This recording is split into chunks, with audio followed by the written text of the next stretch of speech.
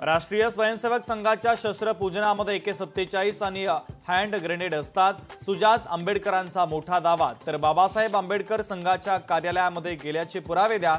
सुजात आंबेडकरांचा नवनाथ वन यांना आव्हान। नाशिकमध्ये आगामी सिंहस्थ कुंभमेळ्याच्या पार्श्वभूमीवर उद्या मुख्यमंत्र्यांच्या हस्ते भूमिपूजन।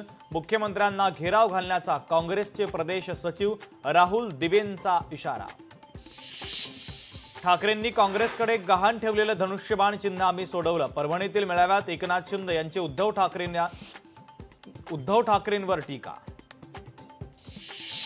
शिवसेना पक्षचिन्हाच्या सुनावणीची बतावणी सुरू। प्रकरण विसरण्यापूर्वी कदाचित निकाल लागेल यावर विश्वास। पक्ष सुनावणीवरून उद्धव ठाकरेंची टीका। परिवहन मंत्री प्रताप सरनाईक यांनी कचरा संकलन करणाऱ्या गाड्यांच्या विरोधातील लोकशाही मराठीच्या बातमीची घेतली दखल। सरनाईकांनी या गाड्यांवर कारवाई करण्याचे दिले निर्देश।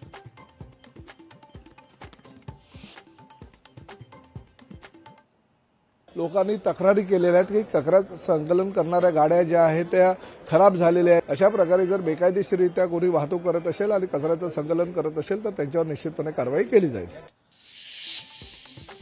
पुण्यातील जमीन व्यवहाराची संपूर्ण माहिती पार्थ पवारांना होती। अंजली दमानी यांचा दावा। तर पार्थ पवारची मीडिया कंपनीत 90% पार्टनरशिप। पार्थ पवारांवर गुन्हा दाखल व्हावा, दमानी यांची मागणी।